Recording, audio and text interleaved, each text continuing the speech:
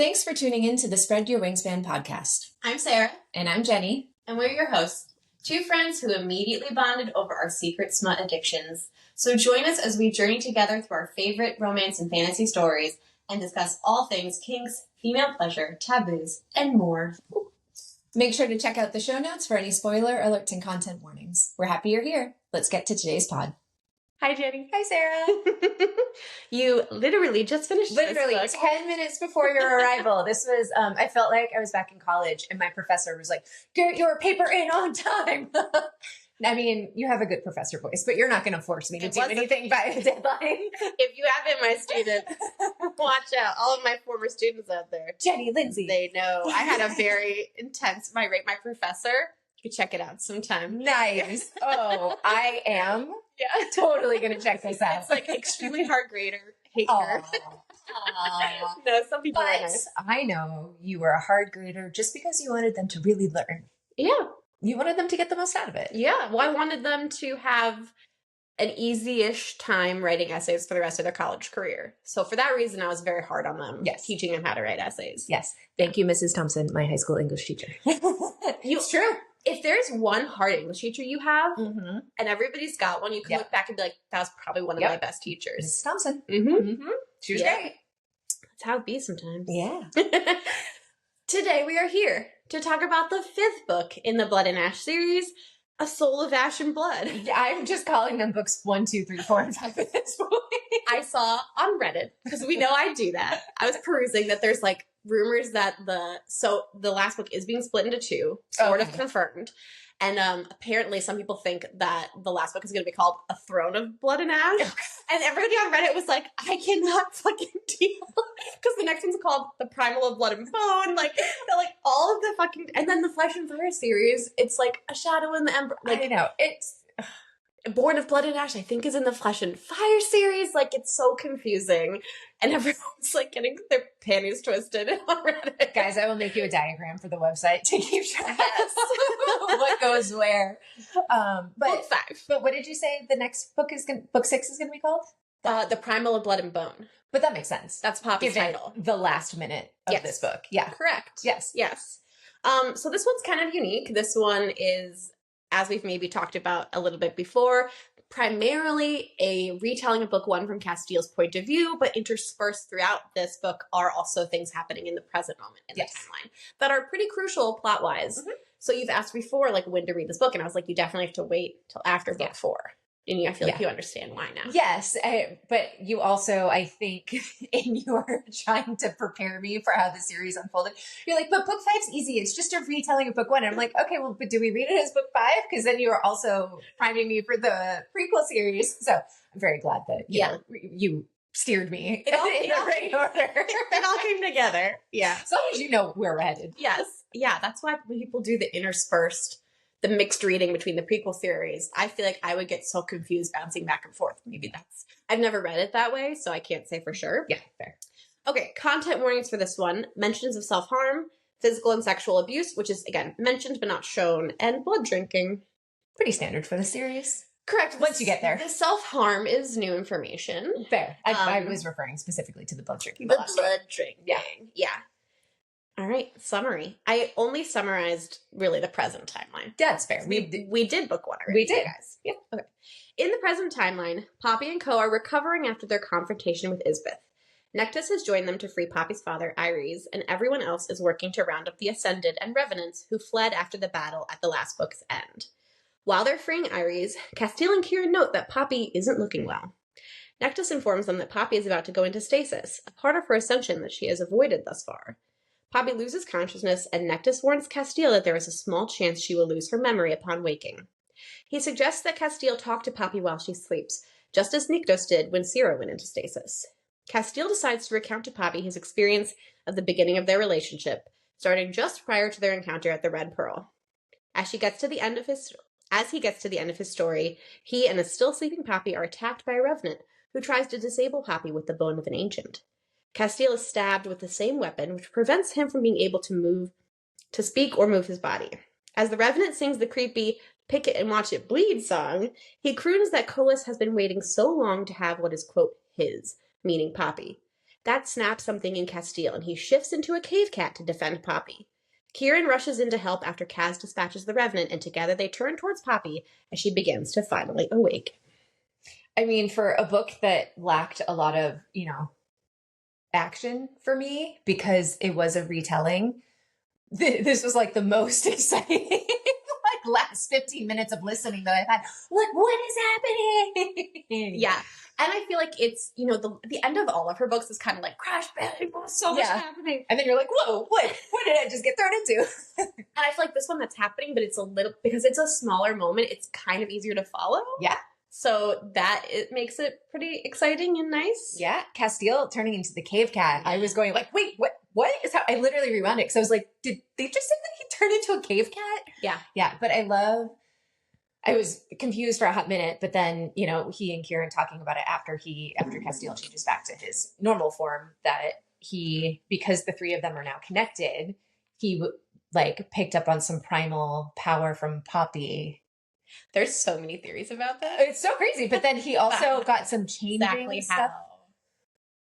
Yes. From Kieran, because they're connected. Perhaps, fair. But this is what they're saying in conversation. Yes. And then because Poppy's father is a cave cat, that's how he turned into a cave cat. I was like, okay, well, I'll roll with it. Like, this does not sound too outlandish, but I was like, how the hell are they going to explain this one? So you'll learn more in the prequel series about how the primals can shift. Okay, cool. And then the Revenant called him a false primal. Yes. Which was interesting. Yes. And let's not forget that Casteel had basically no blood in him when they got him from being tortured, and then Poppy fed him. Oh man, there's a lot of blood exchanging. Did he ascend? Oh, to a primal? A false primal. Oh, because Isbeth is a false god. Fascinating. Yes, it is fascinating. Okay. And I expect we will absolutely learn more answers to this in the next cool. book. Yeah, and then that makes a lot more sense. And then did the joining do funky things? Yeah. What is Kieran now? And I really loved how Casteel was like, mine. He knew Kieran and Poppy were his, and he's like, mine. And he's like, well, but don't kill Emil. He's ours too. He's like, he's not mine. And Kieran's like, yeah, he's annoying, but don't kill him. And you're listening to it narrated the way he's like, but he's not mine. It's really cute. I enjoyed that part. Yeah. Would you like to the themes? Yes. These one I was kind of like, what themes should we even talk about? Because again, it is sort of a retelling, but this is more about Kaz. So the lifelong impacts of trauma, assumptions versus reality, and the harm of self-denial. Because a lot of the problems that occur, you learn here, are from Kaz denying that he cares about Poppy and that he has to change his plans. Yes. And if he hadn't dragged his feet on changing those plans, a lot of people wouldn't have been hurt. It's true. Yeah, including himself and Poppy. Yes. And from when we get that story from Poppy's point of view, it's like, wow, Kaz sucks. Like, Kaz is an asshole. Like, wow, this isn't really who I thought it was. And then when you hear his side of the view, it's like, oh no, he really did not mean for things to go down the way that they went down. Yeah. For the most part. Yes. Yeah, it was a slow awakening on his part. But I think that hearing it from his perspective, yes, made Casteel much more likable from the get-go. Because we already have the backstory from Poppy's perspective. So we know the story. We're just kind of along for the ride. But even anticipating what's going to happen next, I'm like, ooh, but how is he going to, talk about this with Kieran? How is he going to do his pre-planning for when he approaches Poppy and all these different scenarios? I will say it was much more interesting than I thought it was going to be. Because I was like, okay, cool. Yeah, we'll get a retelling from a different POV. Okay, that'll be fun. And at first I even said to you, I was like, yeah, I'm not rolling through this book as quickly because it's not as compelling as even though I complain about the nonstop action, it is, you're sucked in and you're taken for a ride.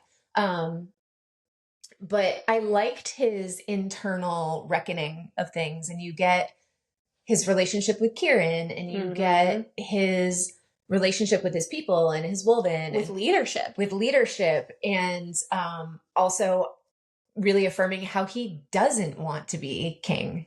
He's like, I'm the prince, but I'm trying to rescue my brother so he can be the king. You get a lot more of that.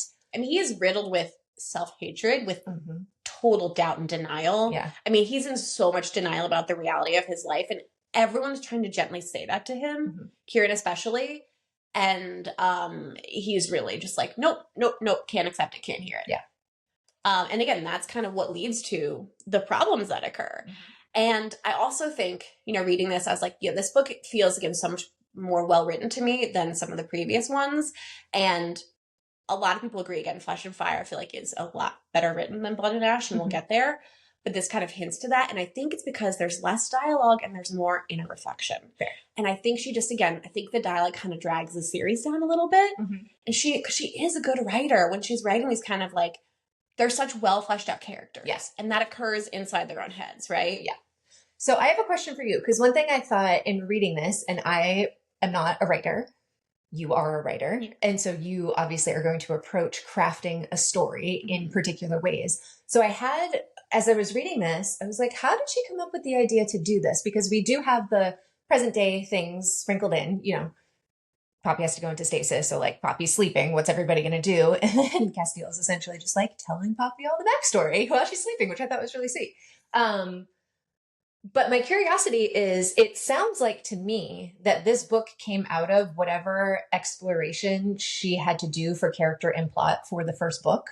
When she has to figure out what Casteel is doing in order for us to see Poppy's side, she has to figure that out somehow in order to write Poppy's point of view. And I was like, did she just have all this material already fleshed out that she was like, oh, maybe I could use all of this as the way to tell some of this? It just felt like to me she had amassed so many notes of like work that she had to do for the first novel that she was like, maybe I should just turn this into an actual book. It's so hard to say because so many writers have different processes, Yeah. And I think the really cynical take on this is that this is a cash grab, because you can just literally like go page by page, probably the first book, and like so much of what the characters say is the same. The setting is the same. So she can just like copy and paste a lot of it and then just write Casteel's point of view, right?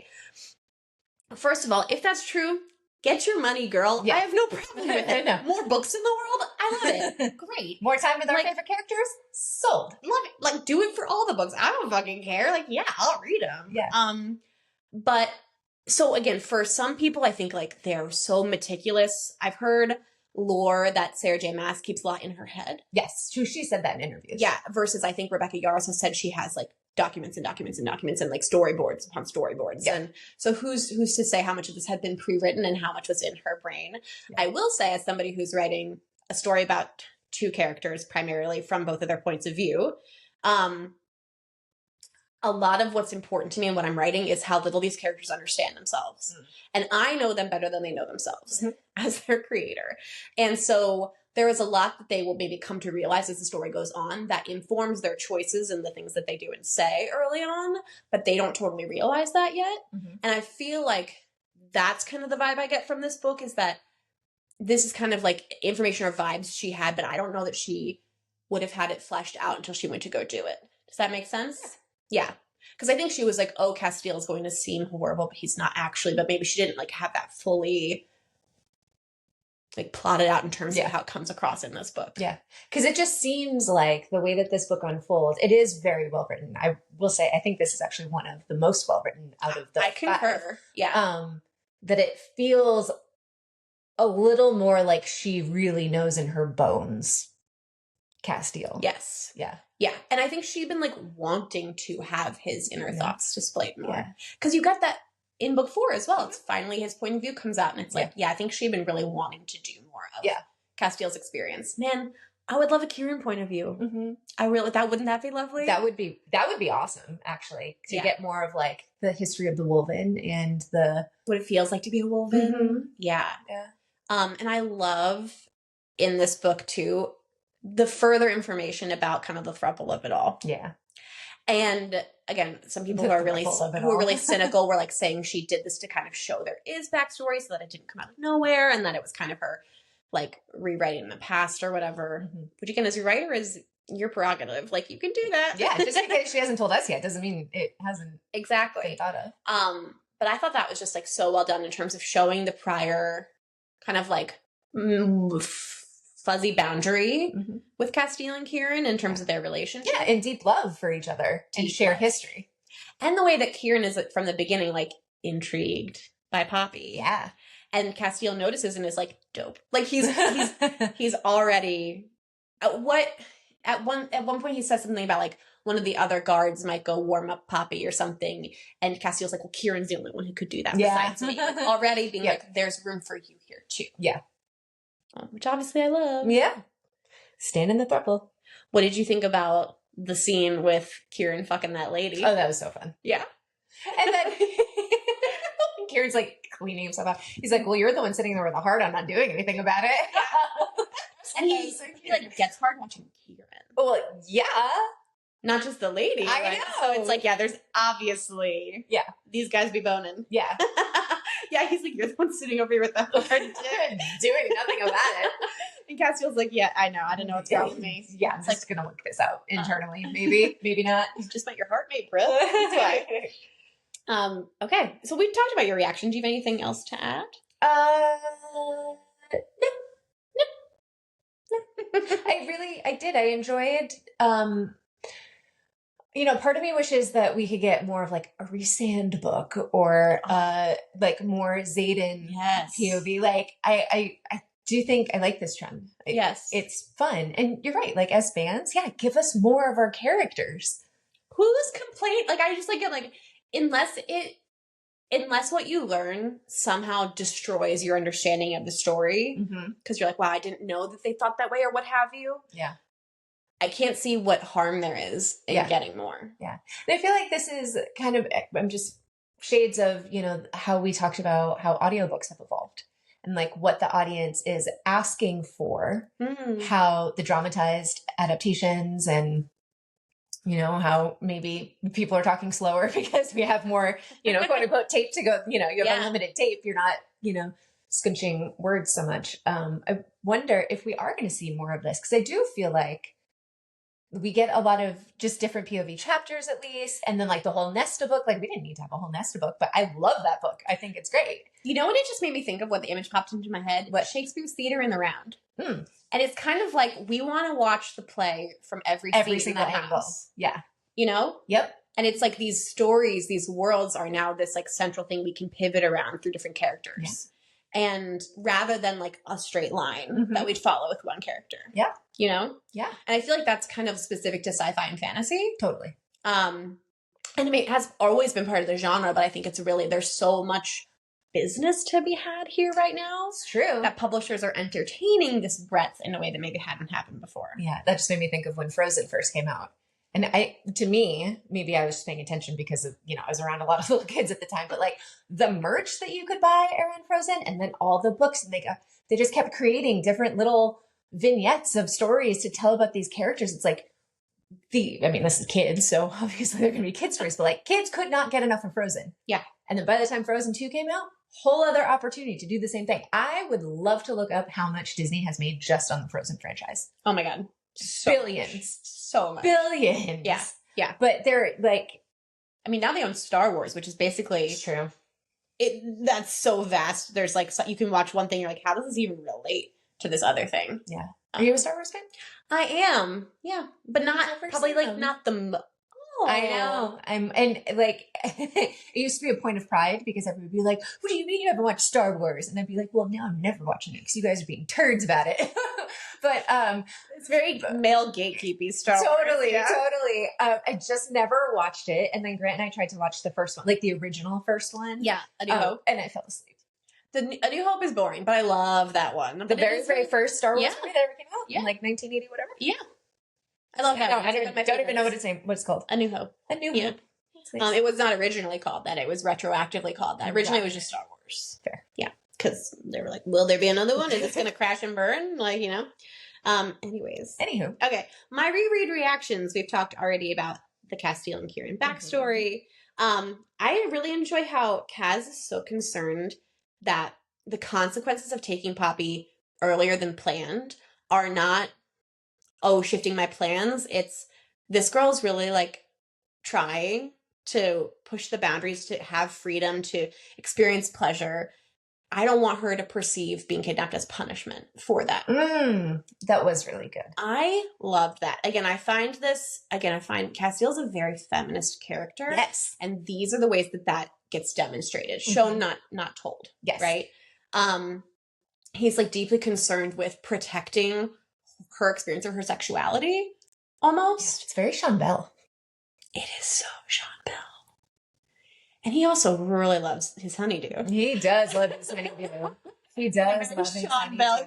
Yes. So one thing I didn't mention, the retelling of the sex scenes, it was really cool to think about how we get in two different books, like both of their takes on the little bit of flirtation, a little bit of touching, the kissing under the willow, which that was one of my favorite scenes. She's like, well, there's a willow tree and there's a bench under there, and and he can see in the dark. And anyway, that was really cute.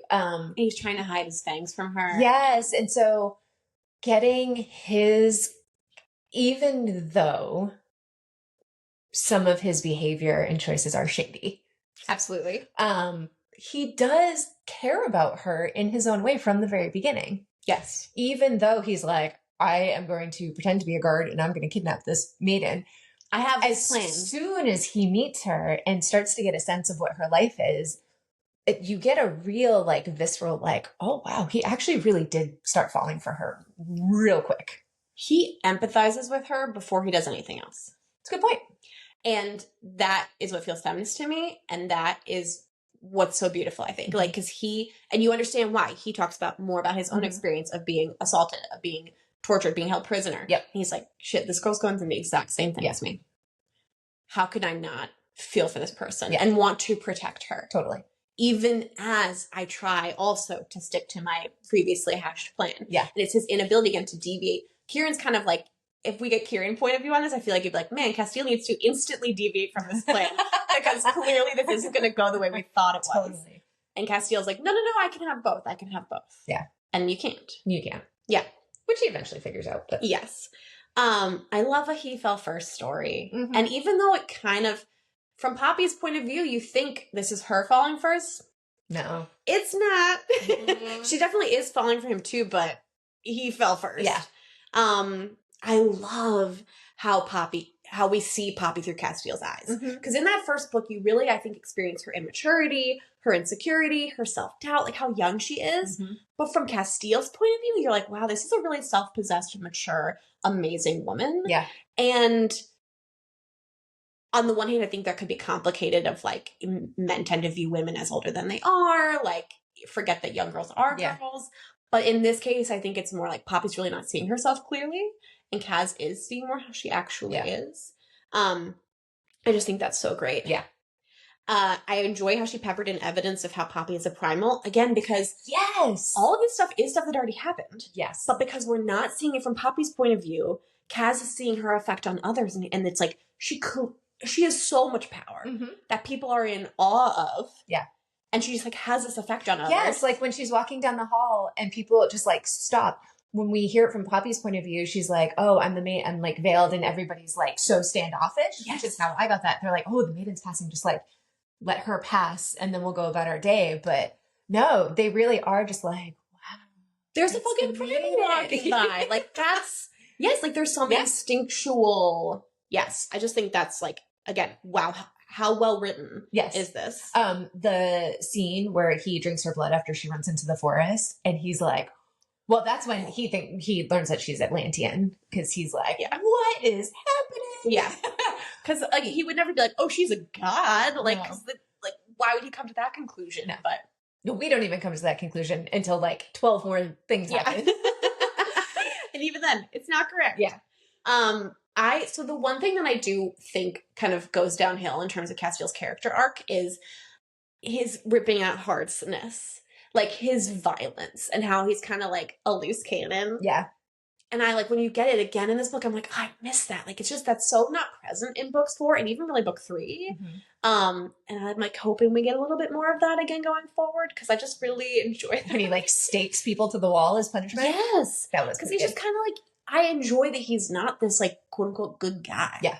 He's good to Poppy. Yeah. Was it Orion's heart he pulled out? And he's just yank. And everyone everyone's like, oh, he's about to rip your heart out, my guy. And Ryan's like, what? Dumbass. And then, I enjoy we see that he did alter his plan. He was going to trade Poppy, but go back and rescue her immediately. And was going to tell her, and then he dragged his feet too long. Yeah. He was too afraid to, I guess, to have that confrontation with her. Yeah. And then look what happened. Jericho almost killed her. Jericho, that fucker. That fucker. So one thing I did enjoy about the telling in this way is that even though you get a Casteel, you're going to fuck up. You should have told her sooner. Should have done this sooner. It's not as annoying as, say, beach read romances where you're like, oh, why are you keeping the secret? Just tell them the secret. Like a miscommunication trope. You know this is going to blow up in your face. Yes. Stop keeping the secret. It's a very... You see how it progresses, and I didn't lose patience with it. That is such a good point. Because I lose patience with those types of romances where you're just like, fucking hell, people. Can we just communicate? And it's like, I get it, the tension, all that. It's a particular thing when you read those books. And it's a particular trope that some people really go for. Yes. I can tolerate it in small doses, but it also does really bug me. Yeah. Because I like to have some realism to what I'm reading. Yes, because there are times when there is conflict and you're like, hey, is this the right time to bring this up? It doesn't have to be beleaguered, but things, you do have choice on right timing sometimes. Yeah. And so I appreciated that, where I was like, oh, yeah, I mean, I know how this ends, but also you can see where there are forks in the road to his decisions, and he goes one way, and we're, as readers, we're like, you maybe should have gone that way. Yeah. Yeah. Maybe you should have made that decision. You understand that he, in hindsight, would be like, yeah, agreed. Yeah. And he even says that.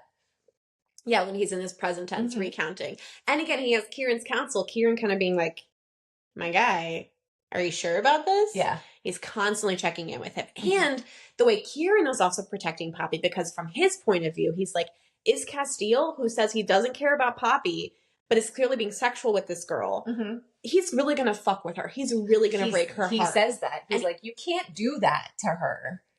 She's been through a lot. You have to be careful. And he's like, well... And we need men holding each other accountable in that way in this world. Amen. That's a good point. I'd love to see it written out. Yeah, that's true. Yeah, how often do you see that kind of counsel given? I have not two men ever seen it in real life, I gotta say. And I don't get privy to a lot of private male conversations, but amongst my male friends, I've never seen a single one of them give advice like that. Not to discount them. Many of them are feminists and good guys, but I'm like, this should be a thing. Yeah. Yeah. I am surrounded by some very self-aware men in my friend group, most of whom are married. so you're not going to get a chance.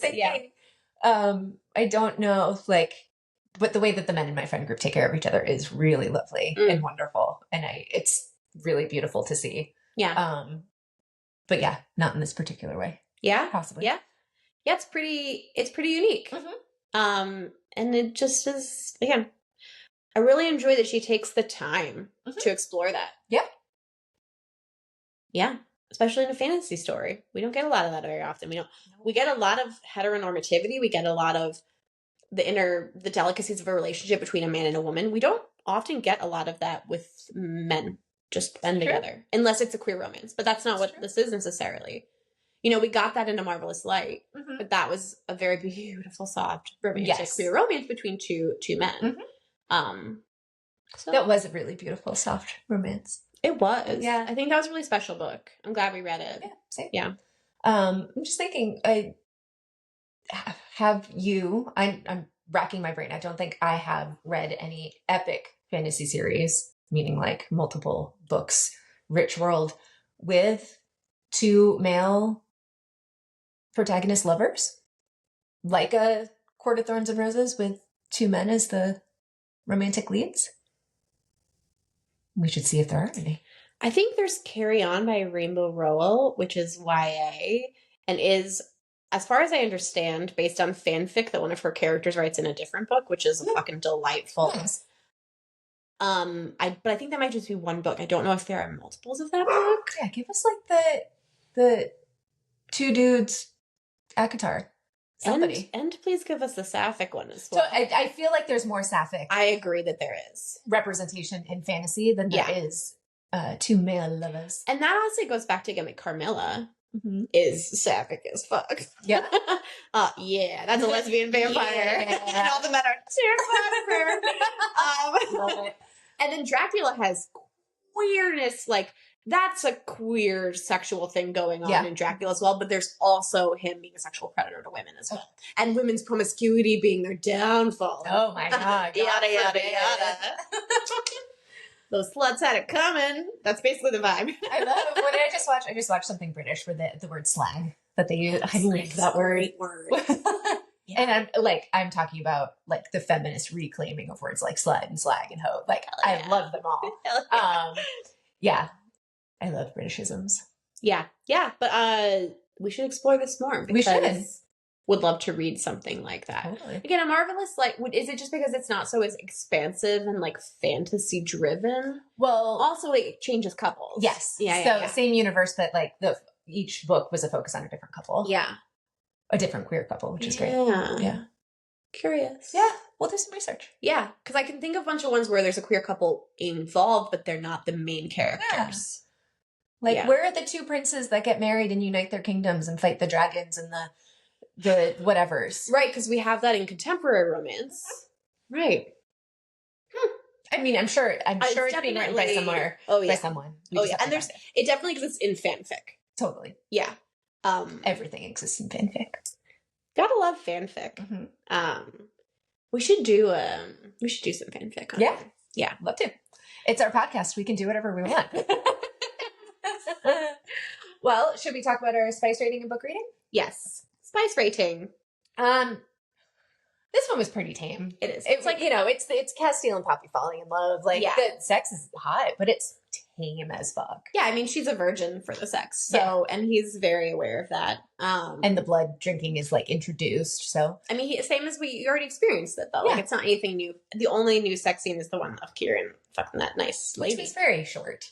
It was. And but there was some like thrusting described, but it was again very tight thrusts, I think it was. Mm-hmm. Mm-hmm. He's describing this a specific way that Kieran fucks, and I was like, yeah. I think a pepper. Yeah. Maybe 2 because of the blood. Again, if that's something that you're ramps things up for you. Yeah. What would you say your overall rating is out of 10? I would give this an 8. Yeah. I think the writing was really solid. I really enjoyed getting a different point of view of the same story. And I went into it with an open mind, but I was like, am I going to like that? Is it just, am I going to feel like it was just phoned in to get some money? No, not at all. I think she knocked it out of the park for what it was. I think that how she was able to intersperse, his brother Malik and Millie come back. So like you get a little bit. So like we're furthering. Yeah, we're furthering present day. Not very much. Dragons, like like Nectar says that Jadis is alive. Mm-hmm. Wait till you read about her. Yeah. And then Poppy waking up and having the eyes of a primal. Like, I'm very excited to see. Those are Niktos' eyes. Nice. Super excited to see where that goes. Yeah. Does she remember them? That's the big question that wasn't answered. Yeah. I hope so. I mean, I feel like that's guaranteed, but you never know. I don't know. Yeah, it really gets you so excited. But then, so what's going to happen is we're taking a little break from Jennifer. Yes. The author, not you. You just calling me Jennifer. I don't know what I'm going to do. Does anybody call me? My family, like my aunties and my uncles, like my parents, every once in a while will call me Jennifer. But most of my family calls me Jen. Oh, weird. Yeah. So when I was in the 4th grade, I was really sick of writing Jennifer in loopy cursive. And I remember to this day, the way that our desks were formed in like a circle. And I remember writing my name and I just stopped after the second N. And I was like, fuck this. I'm not finishing. Writing Jennifer Casapsa is so loopy. Yeah. It was just, when you are learning how to do cursive and I really CASA. Oh, it was annoying. And so I declared that day to my friends at lunch, call me Jen. And they all did. And so all of my friends, growing up was Jen. And then when I was 20, I had a job as a nanny and the mom's name was also Jennifer and went by Jen. And we're like, okay, how are we going to divide and conquer? And so that's when I started going by Jenny. Oh my goodness. And both of my parents had a grandmother whose name was Jenny, not Jennifer. Oh, is that why they... The Jennie. Yeah. So it's actually technically a family name. but I was named Jennifer. They gave you a variation on the name. Wait, 1983, the most popular name for a girl in the United States of America. Really? Jennifer and Jason. I mean, my name was probably Sarah. Sarah's pretty up there, too. There's so many Sarahs. Yes. Yeah. Mine's slightly different because there's no age, but there's still a lot of us. Yeah. So that is the etymology of my name. That's I love that. But if you started calling me Jennifer, I'd be like... Jennifer. Do not call me Jennifer Lynn Casasa because I will go running and hiding. Like, oh, what did I do? You should have finished the book on time, Jennifer. My grandmother, when she was alive, did call me Jennifer. Mm-hmm. Yeah. My grandma, when she's mad, calls me Sarah Alice. Yeah. Or when she's being kind. I don't know. But, like, if we were in trouble, you got the middle name. Sarah Alice. Yeah. Okay. So we're taking a break from Arm and Trap. Yes. To give you to get some breathing room. Yes.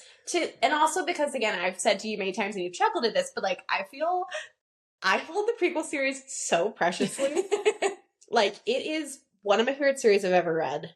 It's obviously related to this. It's super important. It's going to make you even more excited for book 6, but it's complete. It's its own perfect little thing. And if you don't like it, I will be devastated.